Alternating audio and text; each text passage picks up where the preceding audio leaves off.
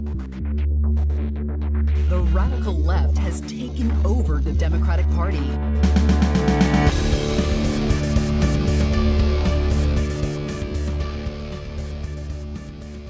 Hello and welcome to Think Progressively, covering politics and all the other chaos life has to offer. This is episode 77, recorded on Friday, October 21st from Milwaukee. I'm Joe. And I'm Jason. And on today's episode, we watched the latest gubernatorial debate in Wisconsin, so you don't have to. But first, the headlines. Up yours, woke moralists. We'll see who cancels who. So let's start off with some updates about the January 6th committee. I'll let you pick which one you want to start with. We'll start with Steve Bannon. Let's start with friend of the pod, Steve Bannon. Friend of no one, Steve Bannon. Just today, Steve Bannon was sentenced to 4 months in prison for doing what he was always doing, evading the January 6th panel and not cooperating by any means. He did not respond to a subpoena to appear before the committee, and as he said, was sentenced to 4 months in jail. Yeah, he's going to spend a lot of time. He's going to rot away. Our justice system worked. It's great. Except he is free because the judge let him not be in jail while he is appealing the decision, which means that all they have to do is stretch this out for 4 more months, and he'll likely get time served, even though he didn't serve any time. And that'll be the end of that. Awesome. Yay. Those tough on crime Republicans that hate bail. I say, let's talk about cash bail again, shall we? Oh, okay. What about our other one? The January 6th committee has officially submitted their subpoena for Donald Trump to appear before the committee. And that's also going to be absolutely fantastic with no issues. Our judicial system is going to work perfectly fine. Trump will comply. Like a reasonable person. Hey, it said in the letter, you have to comply by law. It said so you have to do it. I don't know, it's like an unwritten rule of the written rule that you have to do it, you know? The subpoena did require that Trump produce documents to the committee by November 4th and to appear for actual in-person testimony on or about November 14th. I don't know why they wrote it like that. So it's about... What? Hey, I want you on this day. But you can give it a couple of days or two. It's fine. We're kind of flexible here in Congress. It's okay. Right. Yeah, I doubt that'll ever happen. No, it won't happen at all. And I actually don't even doubt that he's going to give him any documents at all either. Because why would he? Right. I'll have to get the FBI to raid his home again. And then the conservatives can talk about what a violation of his rights it was. Hooray. The system works, I think. Our main topic today is about a debate, but let's talk about a different one. One we could not talk about last week because it happened literally at the same time we were recording our last episode. This was the Georgia Senate debate between current Senator Raphael Warnock and running back from the 80s, Herschel Walker. I don't like to, again, we've talked about this many times. I'm a Minnesota Vikings fan. I never liked the name Herschel Walker. Always brought back bad memories. I'm a hipster on Herschel Walker. I hated him before it was cool. I'm very proud of you. So yes, even you bringing up that he was a running back in the 80s, I would say failed MMA fighter. Sure, Herschel Walker is definitely, as I've said before, a CTE enthusiast. And not so proud baby daddy, abortion provider, and abuser? Yes, proven abuser. So cool. The entire country rests in the hands of that. So that's cool. And we're not going to break down the entirety of the debate because that'd be very long and boring. You can just know that Herschel Walker was very stupid, like he always is. But there was one instance during the debate that everyone seems to be talking about. During Friday's debate, both candidates were asked about crime and public safety, like in many other debates I've been going on. We're actually going to talk about it in the main segment. I will say he was surprisingly coherent for the 1 minute answers. It's another one where that short format really helped because he could just give a prepared... It's literally what athletes do. Sure. When they're asked,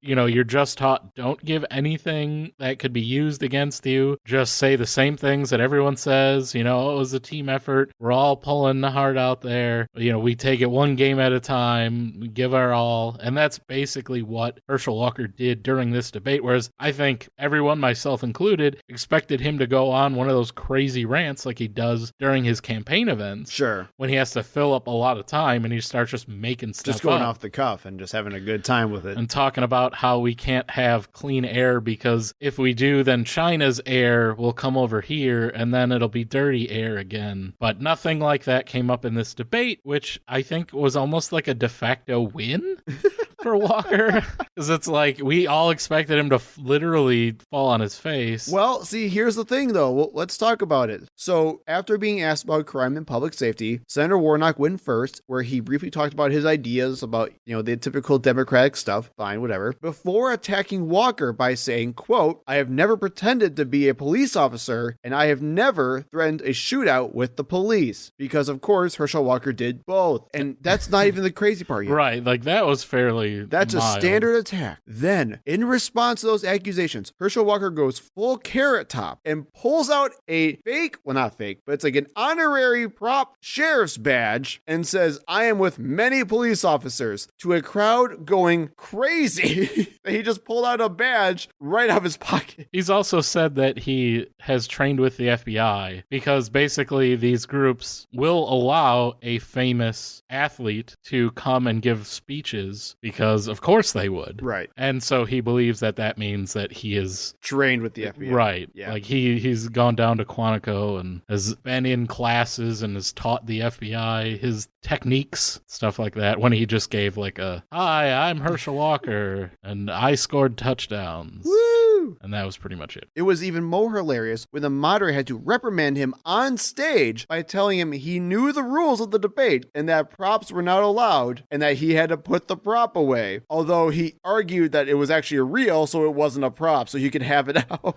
And yes, he did argue with the moderator. He totally did. The whole time, didn't listen to her. This is a legit badge. He probably would have punched her if they were closer.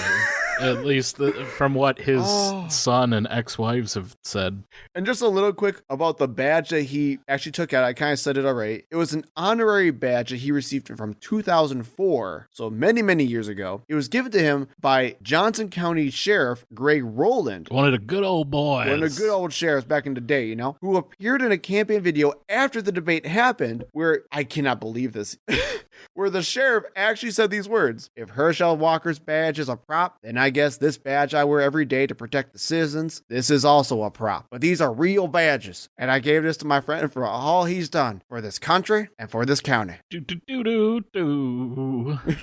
Do do do do do do. And then he jumped the ravine in the General League.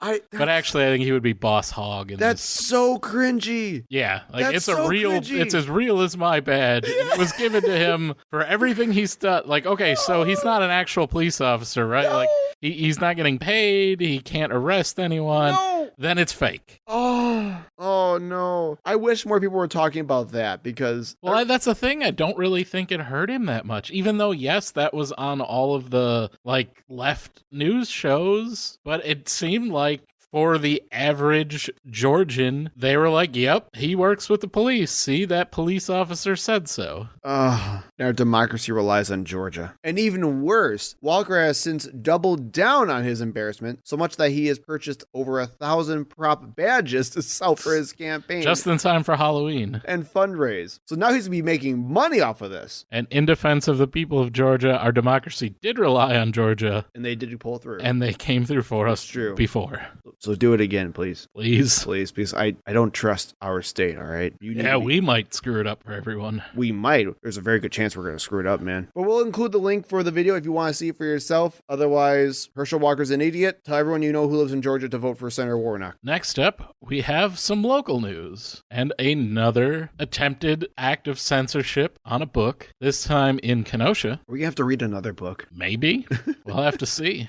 This is going to be for the 2023 NEA National Endowment of the Arts Big Read program. Selection from Kenosha was the book Homegoing by Ya Gyasi, which was challenged by Kenosha County Board Supervisor Tim Stalker for being, quote, too graphic and controversial. Okay, so what happened? Well, first, let's talk about the book. Homegoing is the story of two Ghanaian half-sisters, one who marries a white Englishman, the other sold into slavery, and it follows shows their family lineage. I think it's about 250 years, and kind of shows you what the impact that has on both of their families for generations. So it's basically a narrative juxtaposition of what's going on with racism. And without having read it and just read descriptions of it, yeah, I believe so. Okay. I think that's a great idea, to be honest. Mm-hmm. Now, this event, the Big Read, is geared towards adults. All right. So we're not talking about, oh, this is in classrooms, this is in children's libraries. It's not. The event is geared towards adults and the general public. From the public library. Yeah. Mr. Stocker brought up his concerns about the book during a Kenosha County Public Library System Board meeting, where he is also a member. So not only is he the county board supervisor, he's also a member of the County Public Library System Board. So really quick, as a heads up, for those of you who don't know, county or city like public library boards is a thing, and they do meet like regularly, like either like monthly or bi-monthly. Bi-monthly for this. They meet 6 times a year. Cool. Get involved with these, because this is where all the crazy stuff does happen, because only the crazies get involved with the public library people. So this is actually a great opportunity for people to start volunteering and getting involved with their local governments. That isn't a lot of work. And Kenosha is both a county and a city, which is actually important. Yes. For this conversation. His quote, I'm ready. "There are parts of this book that could not be read out loud in a meeting like this. Okay. It describes the rape of a child in graphic and pornographic detail." Pornographic? Yeah, I don't think it's going to be pornographic, but I mean, I feel like the pornographic part's on the reader at that point, right? If you read a graphic description and you're of raping somebody, like jerking off at the same time, that's on you, right? Yeah. Oh no. My question to the librarian is, with all the wonderful literature available I think he stutters, so the way they have this written out is as a representative and a representative. He just kind of fumbled over his words there. Okay. But with all of the wonderful literature available as a representation of the people of Kenosha, can you choose a book that is not so graphic and controversial? Okay, and the library told him to screw off. They did, actually. The big issue being, this is a program of the Kenosha City Library and is not governed by the county library system. Okay. So he brought that up in their county library meeting just to make a big spectacle of it. And he literally said that he tried to bully this librarian into changing their selection. Wow. And they wouldn't. And that's why he brought this to the county board. Wow. Even though she's not a county librarian. I tried to search for Tim Stocker, like, okay, let's see what else he's done. What other information is he? He's on these 2 different boards. There's gotta be some information about him. The only things I could find are that he is an archery coach for a conservative evangelical private Christian school. Of course he is. And that as county board supervisor, he was pushing for legislation, which did pass unanimously, by the way, to allow Kenosha County employees to bring concealed firearms to work. Because of course. Who is banning books again? I forget. I thought it was the woke left that was censoring everybody. And yeah, it was all about cancel culture. Yeah. But yet every time we see someone, and this is about adults, literally trying to prevent adults from reading a book, it's a conservative Christian worried about books that talk about the history of slavery in America being too graphic and controversial. And weirdly pornographic. Yeah, and child rape is apparently pornography to Well, and I love the fact that, and people do this crap all the time, where they'll say it's too controversial when they're the ones who are literally making it a controversy. It was totally fine until these people brought up a stink about it. So it's not that it's controversial. You guys are just getting offended. That's all it is. And it's always relating to their whiteness. Of course, for some reason. Well, and some weird hidden sexual urges that I think Tim really needs to get checked out with a therapist. Let's go quite a ways away for our final topic. We don't talk that much about international politics. We have a hard enough time just keeping up with what's going on here in the United States, so it doesn't come up all that often. But it seems like we had this story fairly recently, too. If I remember right, from 6 or 7 episodes ago, Britain's prime minister resigned. You mean Boris Johnson's gone? Boris Johnson's not there anymore? That is correct, though. The UK is currently looking for a new prime minister after Liz Truss, the one who replaced Boris Johnson only 6 weeks ago, has now resigned, making her the shortest serving prime minister in UK history. That's something to be proud of. I made history in one way or another. So what happened? Well, there's a little bit of nuance also in government systems because they have a different government than America does, so be aware of that. But long story short, Truss did what every conservative, at least in America, also promises to do. They cut taxes. In fact, these tax cuts were so big and so sweeping, approximately $270 billion worth in this year alone. They were also, much like their U.S. counterparts, directed specifically at the wealthy and corporations. That cost of living and borrowing cost skyrocketed so much to the point where markets and borrowers panicked. Then these plans ultimately tanked the British pound with a record single-day drop and eventually hitting an all-time low against the US dollar. This is all within like a month and a half. And I think 2 of the 4 major or like bigger cabinet members resigned. Well, her finance director was fired, and then others resigned, and then she had to apologize saying that mistakes were made. And all of this just came crashing down the most spectacular possible because this also comes from the economic impact from Brexit as well as the pandemic. So typical UK citizens also were losing their money and losing their minds, eventually forcing Liz Truss to leave and was bid a fond farewell. Now I didn't put this in here because I didn't care enough to read the story, but you do have the point of the lettuce winning. Yes, the lettuce won. Do you want to explain what the lettuce won? So it was a tabloid in Britain that basically theorized and thought that she would not be in office for very long after being nominated by her party, and set up a webcam with a head of lettuce with googly eyes on it and a picture of Liz Truss with the caption, "Who will last longer, the lettuce or Liz?" And as it turns out, the lettuce won. It's a little brown, a little bit, but you could cut around that and still make like a, salad or sandwich or something.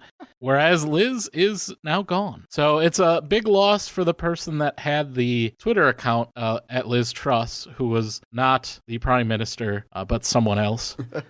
And she had a good time when all of the world leaders were tweeting at her, congratulations. But now maybe she'll get some condolences instead. Oh, no. So now, with the UK's economy still trying to recover, the Conservative Tory party will be looking to nominate a new prime minister in the coming weeks. And Boris Johnson is one of the contenders. Bring Boris back. Bring Boris back. Oh, God. Good luck, UK. We got our own problems to deal with. And let's talk about those problems. To the main segment. That was really a productive segment, wasn't it? It's hard to get any word in with this clown. For those of you who don't know, there was a recent Wisconsin gubernatorial debate last week. And why would you know? No one watches those things. No one cares. We mentioned it in our last podcast. No one listens to our show. No one listens to them. Who cares? So what we're going to do is we watched it for you, just like the senatorial debates, and make sure you get all the facts. Some cheap and easy content. Boom, baby. So this was a debate by the Wisconsin Broadcasters Association. This was the one who hosted the first Mandela Barnes debate. What were your overall thoughts, Jason, about it? Well, my first thing is if we could weaponize Tony Evers and use him to attack our enemies and force them into a deep, dark slumber, because he might be the most boring man in the world.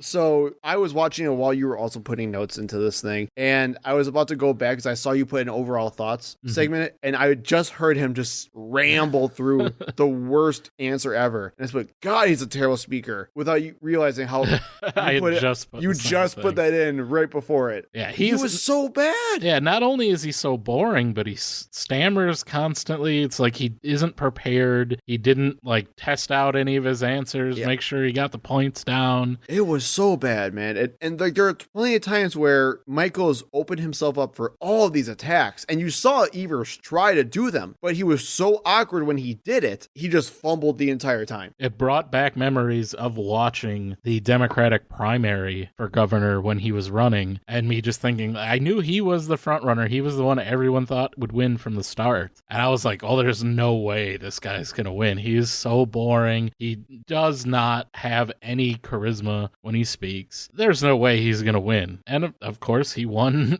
quite handily. Yeah, and he won the governorship too. Yep.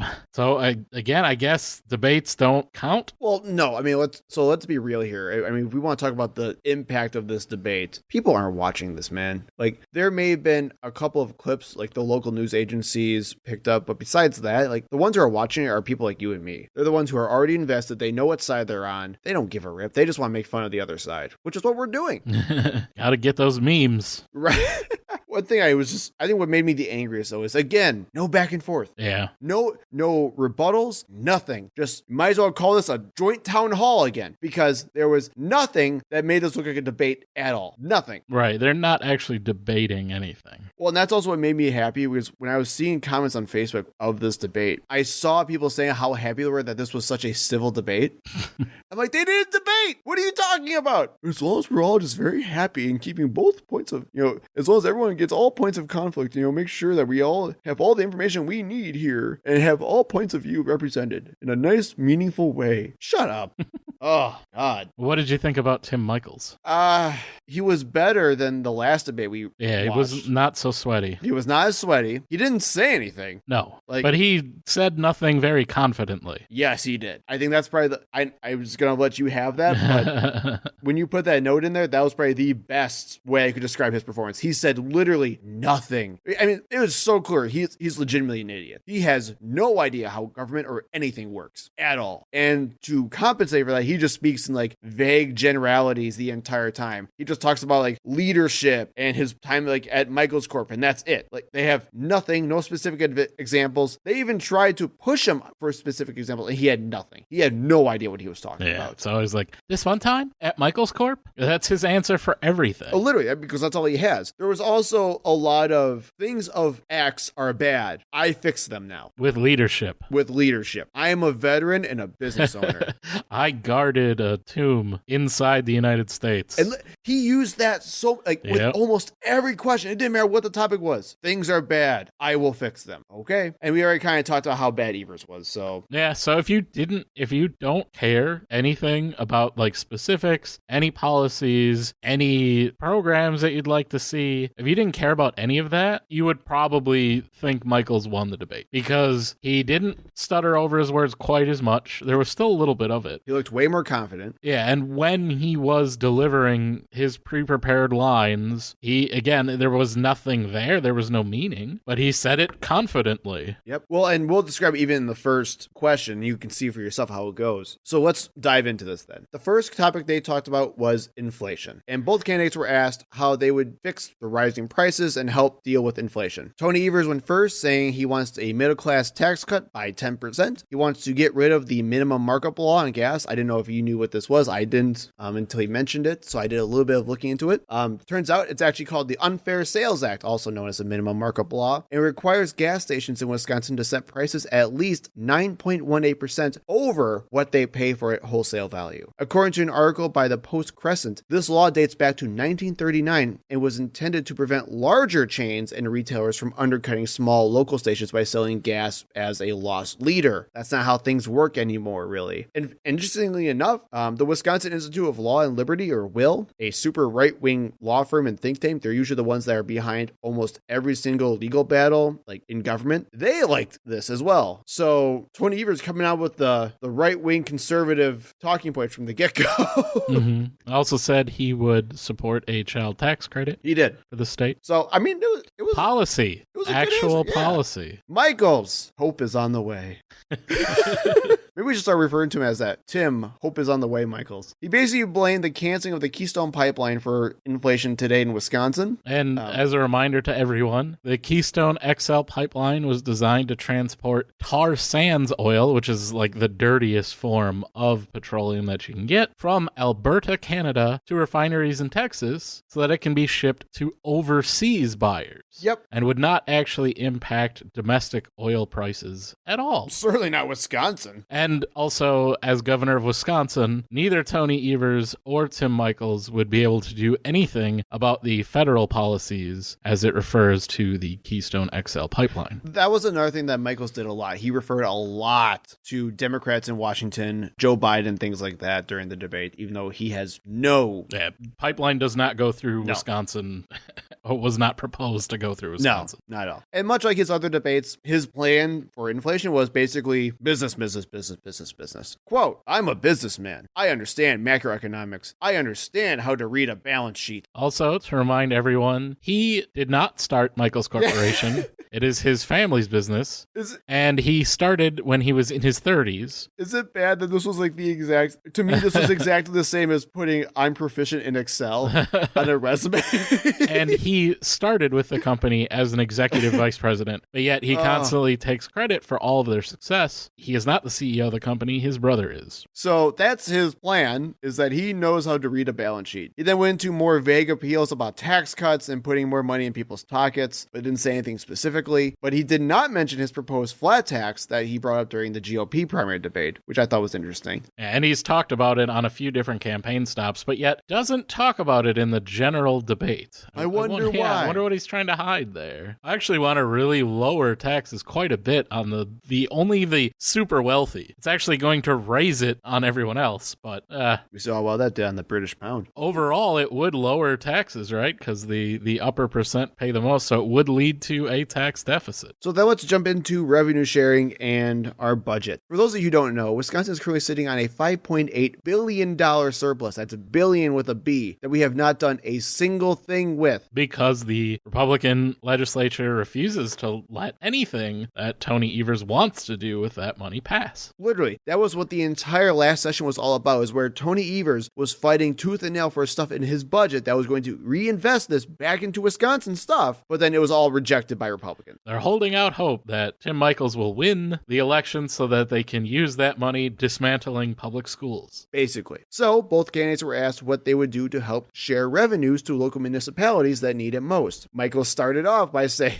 leadership sucks. Bureaucracy in DC is bad. I don't even know why that's relevant, but sure, why not? And then quote saying, we're going to spend as much money as any governor has ever spent on education. Oh, really? Said revenue sharing was his top priority and that smaller communities do not get enough funding from the state, and also said that $5.8 billion should not exist and that we should give it back to all the people instead. So he wants to spend all this money that we have and then not have any. But then also we shouldn't have it. Nope. And it's all theft and he wants to give it back to the people. Correct. Can't actually have it both ways. Hey, don't ever tell a Republican what they can and can't do. They'll do it anyway, man.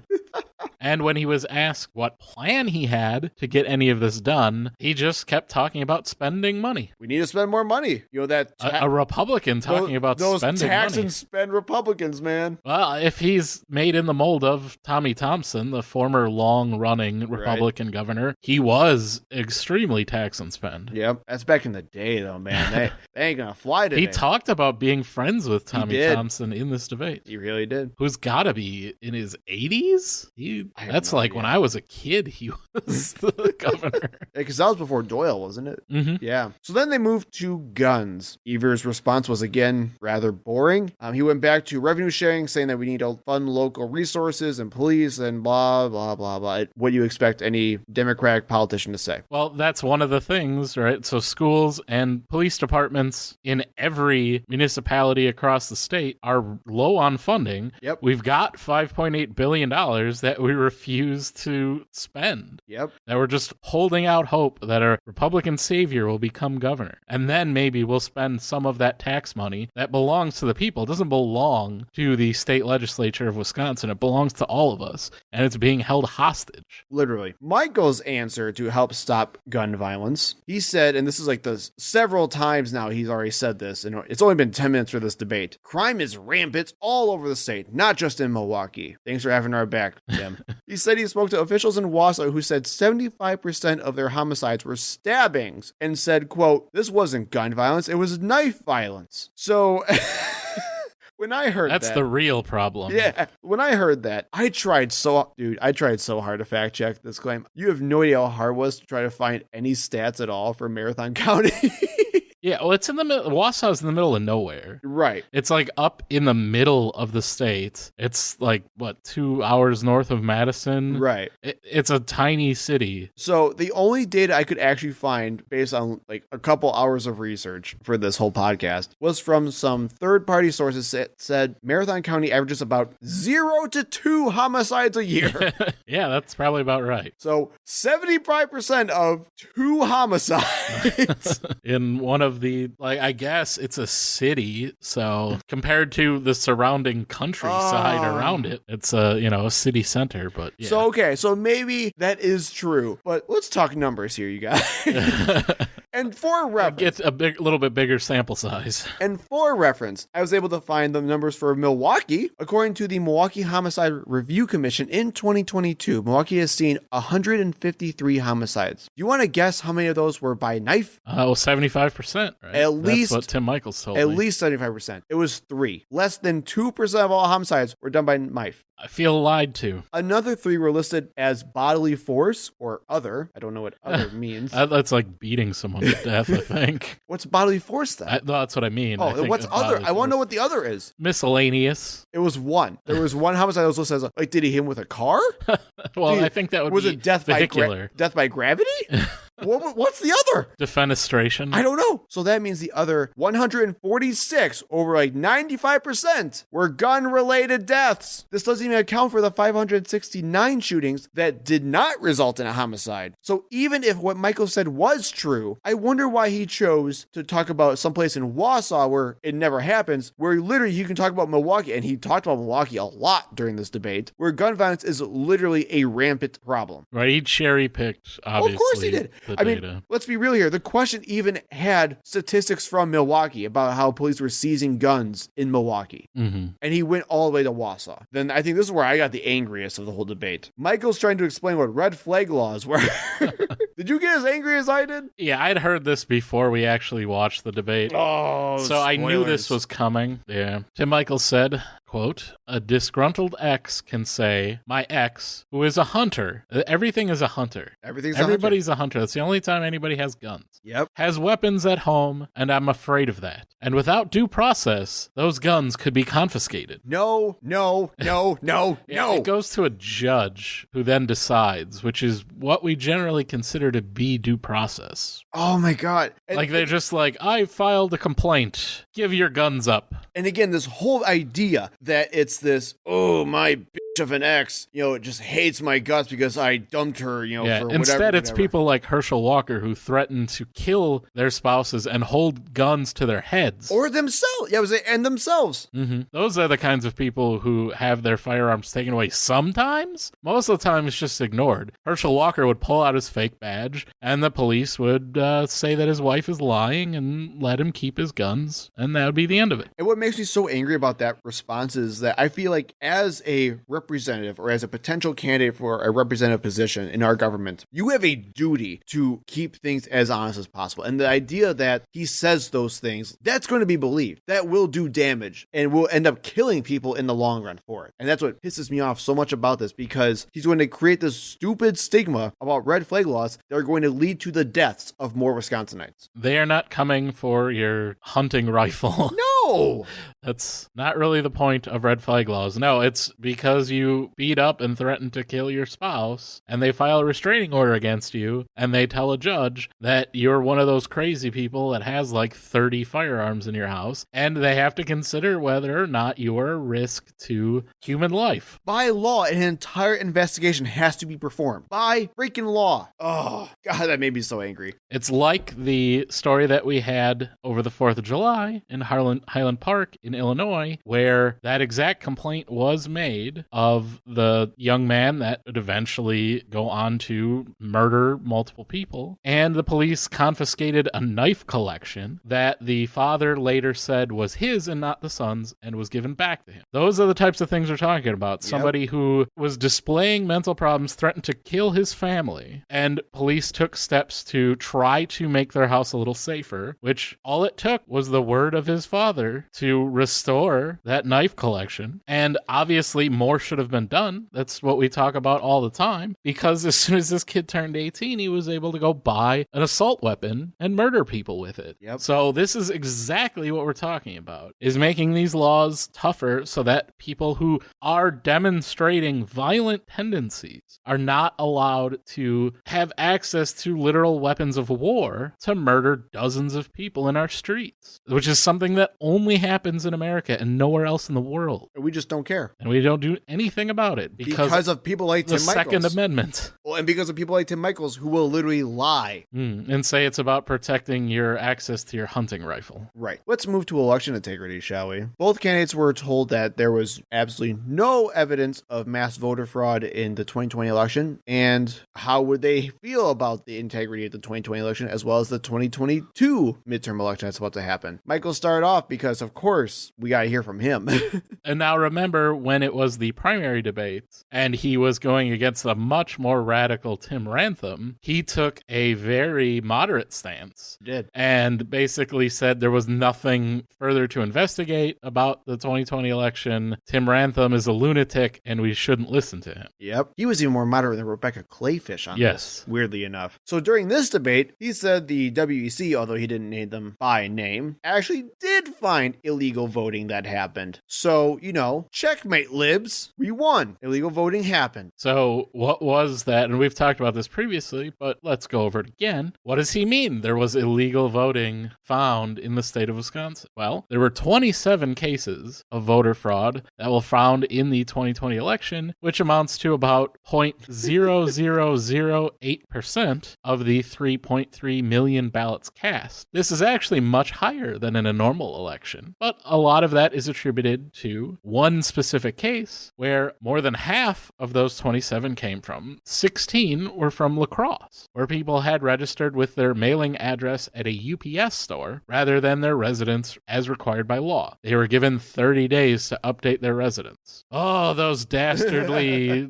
illegal voters. Of the 11 other cases, 4 people had voted both in person and absentee. One was a convicted felon, so someone voting because they thought they could and they can't. How dare they? Yeah, and I'm sure out of everyone we're going to talk about, this one person actually got jail time, and probably nobody else did. One was an absentee ballot returned by the son of the person who had requested it, and who had also voted in person. 3 people voted in 2 places, and 1 person returned 2 absentee ballots. Also, 1 person who had been adjudicated incompetent, who wasn't allowed to cast a ballot. I think that's probably the Racine that was like all this big thing. It's happening in every nursing home. Had 100% turnout. It is really like 1 person. Well, and we were going to get there to was that an too, issue based on what Tim Michels said. So those are the entire list. We just went over literally every single case of voter fraud in the state of Wisconsin during the 2020 election. It's pretty crazy, right? Oh boy, yeah, man. Those crazy libs always trying to rig elections with 0.0008%. And there's no way of knowing who voted for who, or you're supposed to not,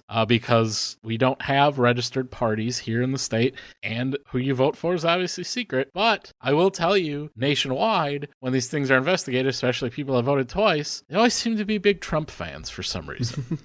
Maybe when you tell people that the other side is voting illegally over and over and over and over again, you might trigger some of your own followers to try to do the same thing. Michels then went on to also say that, quote, clerks were given illegal guidance by the WEC. Wisconsin Election Commission, by the way. Yes, thank you. So this goes back to what you were talking about before. And there's a wide variety of things where, one, we talked about the Racine nursing home thing. That was a big issue. The indefinitely confined was a big issue for a lot of people. And that's, so the Racine nursing home was that election workers actually went to nursing homes to assist people with voting. Yes. And that was considered to be illegitimate. Again, this is during a pandemic where these are the most vulnerable people in our communities, and people were going to try to help them vote. Can't have that. Correct. So, well, there was a lot of confusion, especially during the April election in 2020, but also during the 2020 election as well, where people didn't didn't know what was really going on, and there was a lot of chaos. Trust me, I know. I was trying to help people vote at that time, and there was a lot of people who said that you could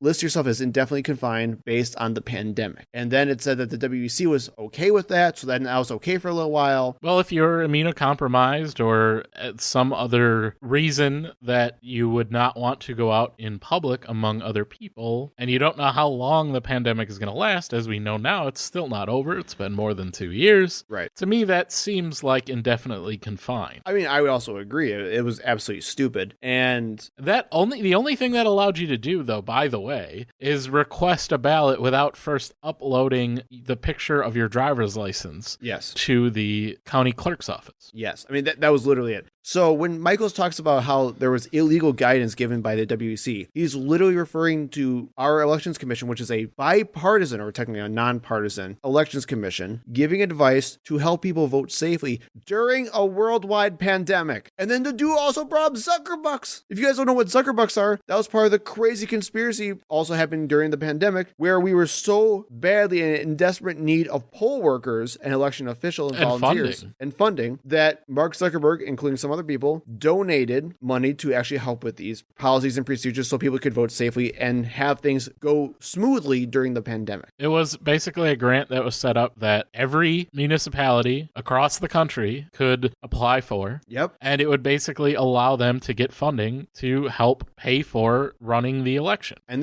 I think this was all taking place in like the Green Bay, Appleton area, if I remember correctly. That's where a lot of the controversy was. There was no swaying of votes, nothing. It was just funding to help run the thing smoother. Just private enterprise subsidizing the government. It's what Republicans always want. No kidding. But not in this instance, because somehow that tainted the voting process. Because it's a conspiracy theory. And the reason why, as you kind of alluded to, that all of these places were running out of funding or were already out of funding before the election even began was because all of the extra training and supplies that they needed to deal with COVID. Yes. And because the state and federal governments were not providing any additional funding, that's why this private business stepped in, decided to provide this grant money. And yeah, should it not get to that point? I agree. The government should be funding elections. Well, that's what I was just going to say. These people are so freaking stupid that they create the problem themselves and then have to create a wide-casting conspiracy to solve the answer to the problem that they created. That's literally what this is. And also something that we had talked about, we have 2 referendum questions in some areas, including Waukesha County that I live in, basically targeting this situation, and it's worded in such a confusing manner, and purposefully so. The Waukesha County supervisor actually voted against having those referendum questions because they are so confusing. They're impossible to decipher exactly what they're asking about, but basically it's trying to target these outside groups from assisting or funding elections in the future because of they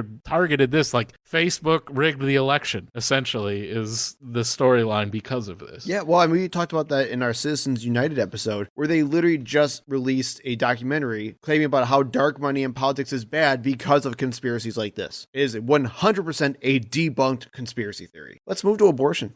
Let's talk about abortion. Move to one of the biggest issues in this election. The Wisconsin governor, it's honestly not as much control as it was before Roe v. Wade was overturned. Right. Because the Wisconsin state legislature was always planning on making abortion illegal in Wisconsin. Correct. They didn't have to do anything with the overturning of Roe v. Wade because we had an ancient law that was signed 1 year after Wisconsin was made a state. It is pre-Civil War that outlaws abortion in all cases except to save the life of the mother, but also doesn't outline any stipulations for what that means, and basically leads to what we have now in the state of Wisconsin, where abortion is effectively illegal in all circumstances. Where it's basically a felony, as well as you could jail doctors in the meantime. Correct. So this is where, and Michels knew this was coming up, obviously. This was one of his worst answers of the night. This was bizarre.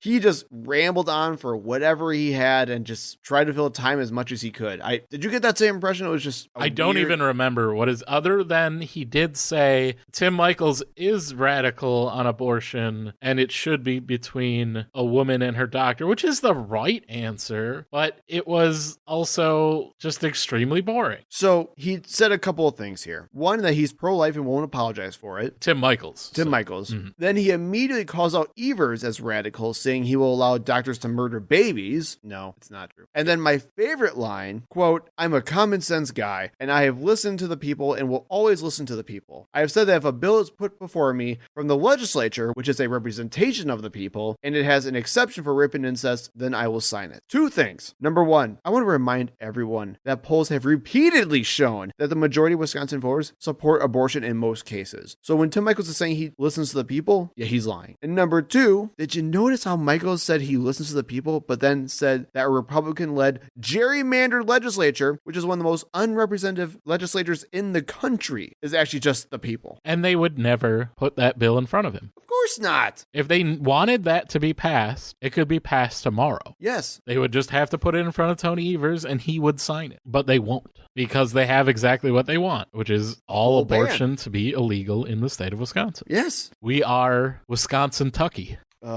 Mississippi.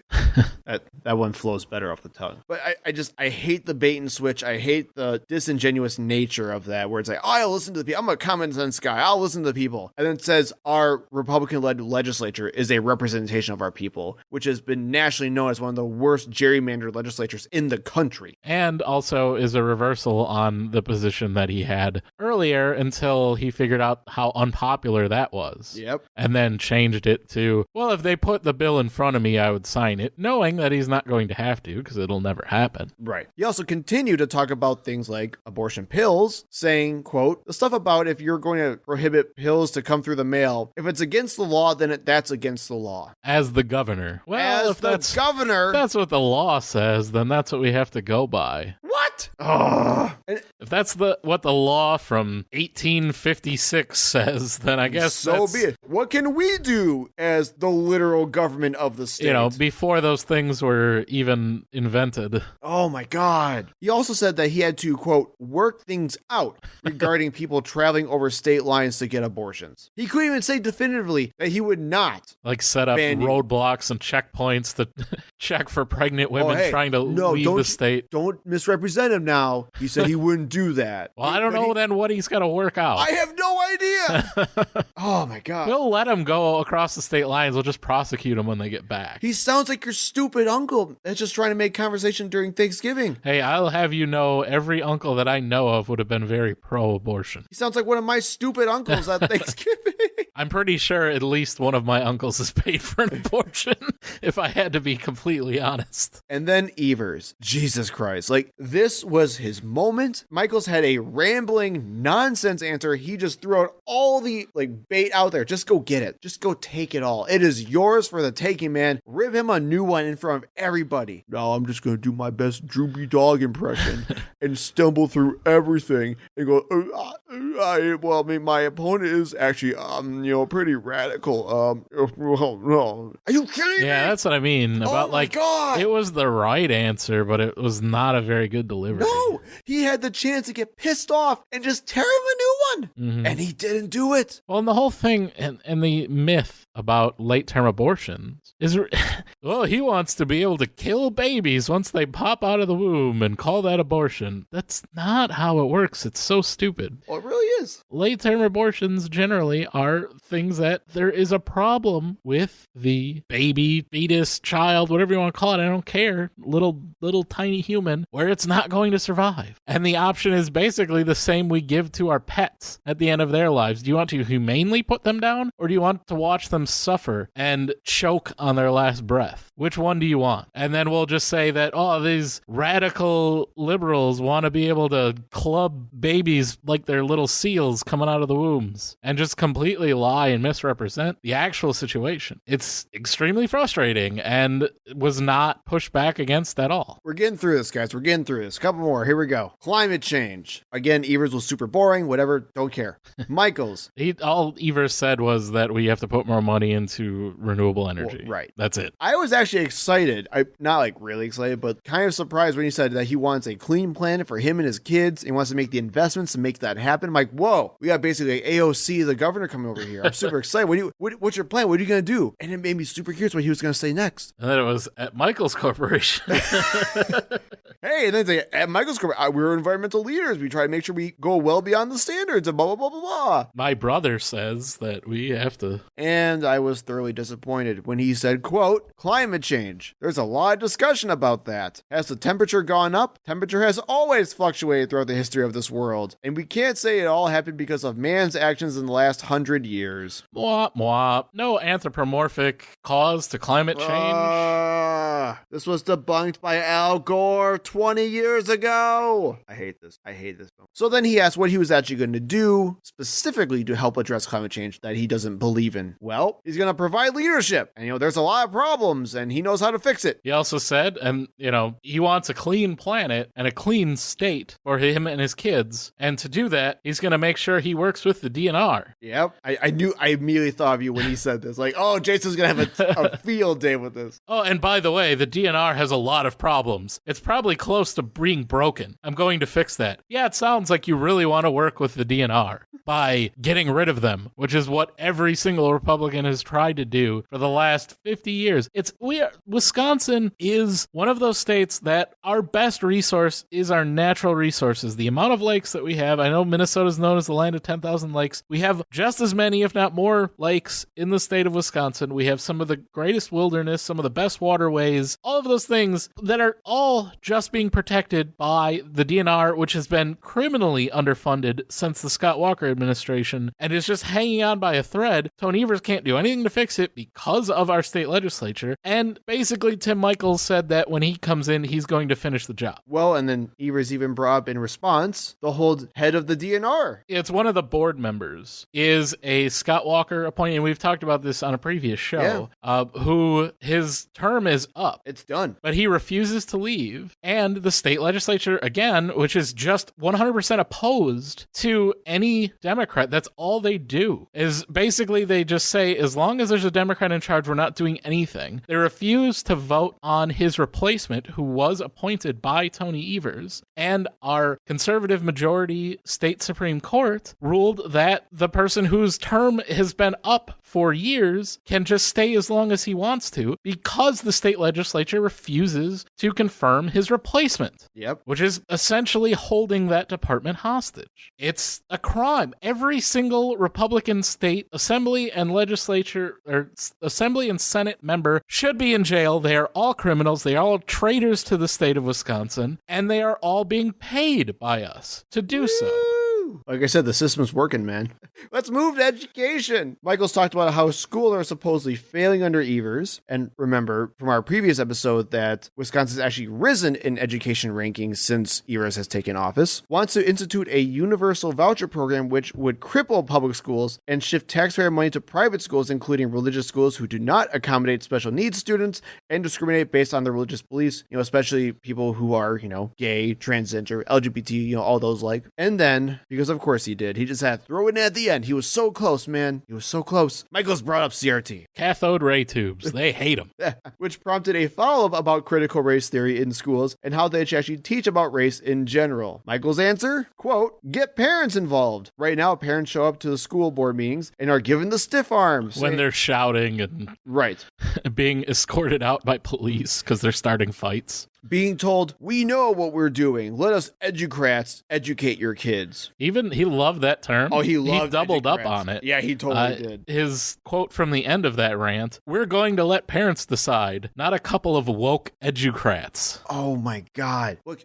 okay, I get that it's not popular. I understand that. In fact, there was a Wisconsin state representative, a Democrat, who actually got into a lot of hot water, who basically said parents should just shut the hell up about their schools and they shouldn't have a say what's being taught. But honestly, parents parents are stupid as hell, and they should not have a voice when they're talking about things that they have no idea what they're talking about. Yeah, my parents never tried to tell any of my teachers, and I was a bad student. I had no bones about that. My parents never tried to tell any of my teachers what they should be teaching me. Well, this is literally the equivalent of someone who has no idea what they're talking about telling you how to do your job. Why do we have this in the first place then? Mm-hmm. What is the point of schools at all? Not even public or private. What's the point? If you're not going to listen to people who are actually trained in the point of actually having education and pedagogy, what's the point of any of this? Why do we have standards and curriculums and any of that? We spend a lot of money developing all of this. And then Michels went even further and said that he disagreed with how children are being taught because parents have showed him, quote, terrible things. Never any specifics. No,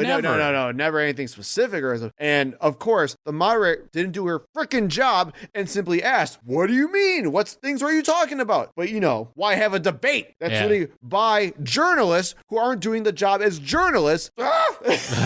And as you said earlier, Michels said that he would spend more money than any other Wisconsin governor on education. Yep. But we've got a quote from him in the primary debate. The problem is we're already throwing so much money at education. That's been the fix, if you will, for the last 10 or 20 or 30 years. More money on education, more money on education. And it's not working. The definition of insanity.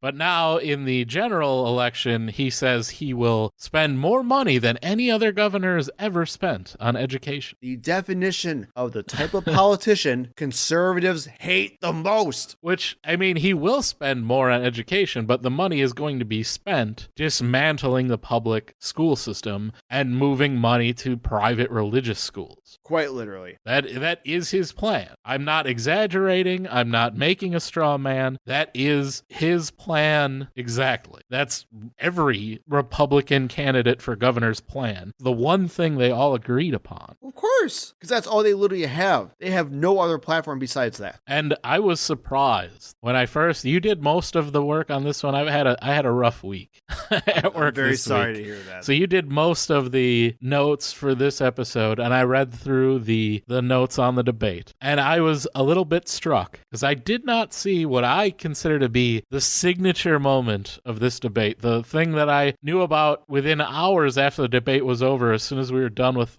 recording our podcast last week, that everyone was talking about, that I saw a million times. Tell me I'm doing all the work and then just publicly call me. Well, I was surprised. I was surprised that I did not see this moment. I was not mad. I was just disappointed. Because I was like, is he saving this? Is it going to be some kind of reveal at the end? So then that's what I did, is I put it in as a reveal at the end. So to me, the signature moment of the debate was when Tim Michels was asked about what he would do about a potential worker shortage in Wisconsin. Specifically, they were citing a report saying that the state would see a decline of 130,000 workers from young people leaving the state. Because Wisconsin has one of the biggest brain drain problems in the country, as with a lot of other Midwestern states. And this was projected by 2030. So not, this is happening right now. What would you do to attract more people to either come to the state of Wisconsin or to stay in the state of Wisconsin so that we don't have this huge worker shortage that was projected in the report? And his answer was startling. Number one, we're going to get people off of their couches and get them back to work. We created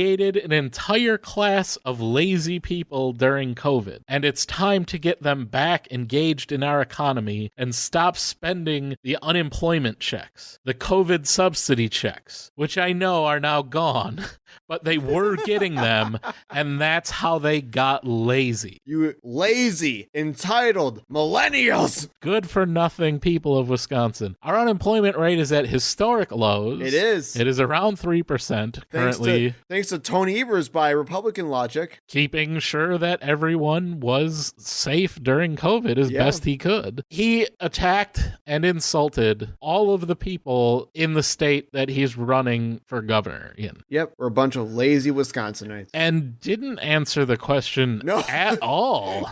just randomly attacked. Oh, you guys got $1,600 checks 2 years ago? Shut up. So I know you're still living fat off of those, eating your Cheetos, playing your Xbox, but that's going to be all over once a new sheriff is in town. Back Sheriff in my Tim day, Michels. we had to work for a living. At Michels Corporation. Yeah, Michels Corporation. And how long has the unemployment enhanced benefits been gone? It's been a year, right? Since last summer, I believe. And this shows you, this man does not have an original idea in his thick, snake-covered head. No. He's just repeating Republican talking points from 2 years ago. Yep. Again, I told you, he legitimately has no clue what's going on. He has no plans for anything. He has no idea what he's doing. He's just up there. And it's not based in reality. It's not targeted towards the state of Wisconsin. It's just a bunch of nonsense Republican garbage that, well, you can't give money to the people. They'll just waste it. They're lazy. They'll just sit on the couch and drink soda. Where you need to be giving the money is to Michels Corporation, which has gotten over $1 billion in state funding. Nah, that's fine, dude. Don't. You lazy bums got $1,600 2 years ago. During a worldwide pandemic where a bunch of you died. Get off the government teat. Says me, Tim Michels, the largest beneficiary of state money in the state of Wisconsin. And then they went to final statements because, this wasn't a debate, so they just had their closing statements about anything. And this was their chance, literally what the moderator said, their chance to correct anything that they have seen or have been attacked on from ads or whatever it may be. And use this 90 seconds at the end of an hour-long debate to correct all the things they want to correct. And in his final statement, Michels accused Governor Everts of not being a leader because, of course, and, quote, always blaming the legislature for everything. I am so done with this. I am so freaking done with this stupid back-ass word style of logic where they are constantly saying, let's break everything ourselves. And then when an opponent comes in, we tell them that's not working. I'm so done with it because that's exactly what the plan is. We destroy everything and then we tell them that it doesn't work and we're going to be the ones to fix it. I like, too, his answer of what the one thing that you would like to correct on the record is, and he went with the sexual harassment allegations that have been kind of bandied about against the Michels Corporation, the thing that he cares the most about. And, we've talked about this personally between the two of us, that we didn't really think it was an effective strategy because not that many people are honestly going to care about it because it doesn't affect them and doesn't really affect the state. The governor's I hope not going to sexually harass. He's not going to Cuomo it up and start sexually harassing people when he's governor. Yeah, I'm sure frail Tony Everts will do something crazy. But the way he answered that was he said there have only been 6 allegations of sexual misconduct in the history of the Michels Corporation, and all of them have proven to be false. Yep. And I was like, wait, so you run a construction company, and you're telling me no one's ever been sexually harassed ever in your construction company? And the fact that he was like, oh, they're all false allegations. Those women are crazy. And I'm like, okay, now I actually do wonder about it a little bit more than before you said anything. Before you said it, I was like, yeah, that I wouldn't have used that as a talking point. But then when he's like, and all 6 allegations were false. Like, okay, well, maybe you are trying to cover something up. And I don't remember what Evers' answer to this was, but I do remember hating it because he didn't actually come up with anything. No, because he spent the first half making a joke that he sleeps in too late. Yeah, I didn't know what but he was going on about. Bad at it. Yeah, he was so bad and uncharismatic with it. I thought that was legitimately his answer. Right. I'm like, what is he talking about? I've not heard this. Are people really concerned that he sleeps too late? And then after a minute, and he started going to explanations that he sets his alarm clock, and literally it was like he tried to make a joke and he went way too full into it. It was really weird. And within a minute of his 90 seconds, it was, oh, that's just a joke. Anyway, I'm like, what is happening? Oh, that's the debate. Yay! That's gonna be our last. I think we did a better job debating Tim Michels than Tony Evers did for sure. Oh man, it was bad, you guys. Don't watch this one. You may get some interest out of the Barnes and Johnson one if you watch the second one. This was bad. Mm-hmm. Don't watch it. We made it though. You're all lazy anyway. You're not gonna go watch it. Too busy eating Doritos on the couch with your unemployment check. Listen to your CRT. Hey, did you know Michels is a businessman? I have heard he's a businessman. that he does business, and he's a businessman. It's got strong leadership. He's got real strong leadership. Did you know he was a vet? He's a vet too. He was hand chosen to be the whatever lead flag carrier in front of the tomb of the unknown soldier. I have no way of closing I bet this. that dude can fold a flag like nobody's business.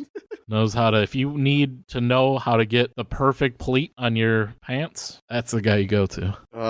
Don't know what any of his policies are, though, and I've listened to him in 2 different debates. The only thing I know is he wants to cut taxes and destroy public schools. Which is like his most fervent thing he talked. When he said that he like talk about education all day long, I'm like, oh my God, please, spare us. We're done. We made it, though. That's it. All done. We're done with debates. We're not doing any more debates. I don't want to do it. There are no more scheduled debates between Johnson and Barnes. There's no more scheduled debates between Evers and Michels. I ain't getting into all the other ones outside of the state.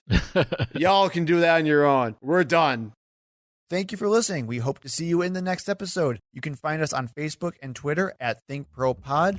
You can email us at thinkpropod@gmail.com. And remember, when in doubt, think progressively.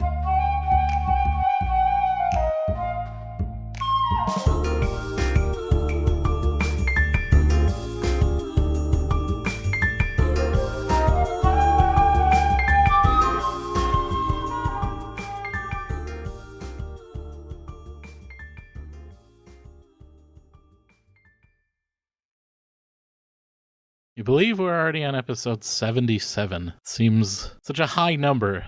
This was a very weird, like, non-milestone number to bring this up on. Well, you know, it's just one of those things that seems like a lot. I did get a notification from BuzzFeed that we got like 4,000 downloads now. Wow, we finally got like half of one episode for most podcasts. Yeah. We're just 2 white guys doing a podcast that no one listens to. Da da da da da da. It's our new theme song. And I give this to my friend for all he's done for his country and this country. This county. Damn it. I'm like, why does it say and this country? I stroked out. Okay. And I gave this to my friend for all he's done for this country. I didn't know which one came first.